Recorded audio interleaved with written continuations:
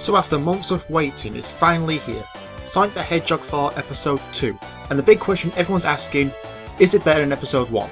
To briefly skip to the end, yes, Sonic 4 Episode 2 is better than Sonic 4 Episode 1, Liverpool 3.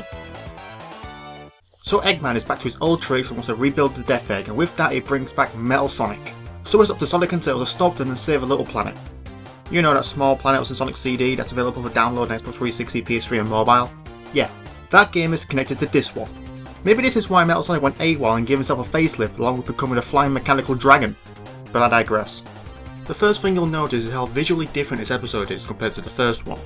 While episode 1 had more of a flat, cel-shaded look, episode 2 has a more detailed and vibrant look that's on the same level as Sonic Generations. I guess we could call this the Hedgehog Light Engine. As impressive as they are, the level design is a bit all over the place. At most parts you'll be jumping on platforms and others you'll be speeding through the yard with little to no input. Because of this, 1 or 2 acts still suffer from the dimps curse and have numerous speed boosts and a few bandits scattered about. And like with Generations, there are multiple paths to take with a red ring hidden in each of the acts. On top of that, only one of the zones is a direct throwback to the classics, though it's hard not to tell where the inspiration came from the others. For example, Sylvania Castle looks like Aquatic Ruin. Even the boss fight looks like going to be a direct throwback, then BAM! Giant plant robot. And that's another aspect Sega hit head on, and that one of the boss fights is a direct copy-paste. Each of the bosses are original and there's a level of creativity and challenge to them, though the main part of the challenge is figuring out what you're supposed to do. I know it's a small nitpick of mine, but give me some credit. How was I supposed to know first time playing that you're meant to fly up and hit Eggman? All that I'm supposed to hit his feet with a tag roll. Now the major addition to episode 2 is Tails and how he fits in with the gameplay. At certain points you'll activate a tag move that allows you to roll, fly or swim. All of which are helpful to advance through the stages, but they break the flow of the game, and it's not helped by the fact that every time you use these, there's a little animation of them both high-fiving before performing the move you wanted to make. It's not bad at first, but it does start to get on your nerves when all you want to do is finish the act you've already died a few times on. I'm looking at you, Sky Fortress Act 3. Focusing more on the gameplay side of things, the biggest improvement is the physics. You no longer drop like a rock while in midair, there's a sense of momentum, and you're no longer uncurl when coming off a ramp. Those were the biggest complaints of episode 1 that Sega took note of and fixed. So much so that if you try playing episode 1 again after playing episode 2, you'll notice the difference between them. In fact, try it now, I'll wait. You see? Huge improvement. Something we all expected in this episode was the half-pipe special stages from Sonic 2. Though accessing them is the same as episode 1, the actual stages themselves are more rush-inspired than Sonic 2. Again, thank you Dimps, and like with episode 1 you can only get 1 emerald per act, so choose your stages wisely. As for the music, well I have to be honest and say that the soundtrack for episode 2 is not that great. Don't get me wrong, Junson and I did an excellent job of recreating a 16-bit soundfront, but the actual tracks themselves aren't that memorable.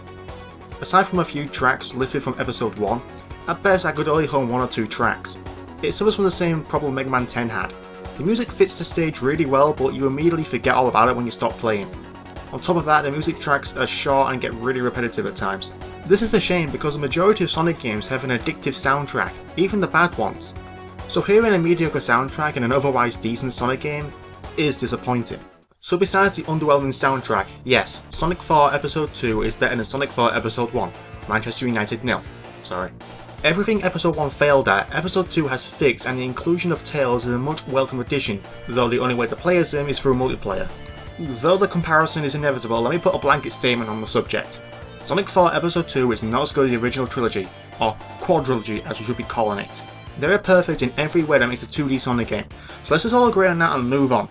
Anyway, Episode 2 is still too short and overpriced at 1200 Microsoft points, and with Dimps still on as co-developer, it gives me a worrying feeling that Sonic Team has no faith in themselves to make a 2D Sonic game on their own. But for what it's worth, Sonic the Hedgehog 4 Episode 2 is the improved sequel fans wanted. If you can tolerate the flow-breaking animations and the confusing boss fights, then this game is for you.